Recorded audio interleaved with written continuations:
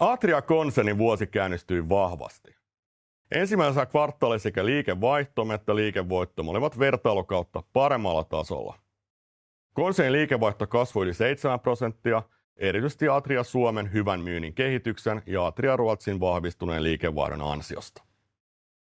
Konsernin liikevoitto poroni yli 1 miljoonalla eurolla. Atria Suomessa liikevoitto heikkeni haastavan sianlihan markkinan ja kustannusten nousun takia.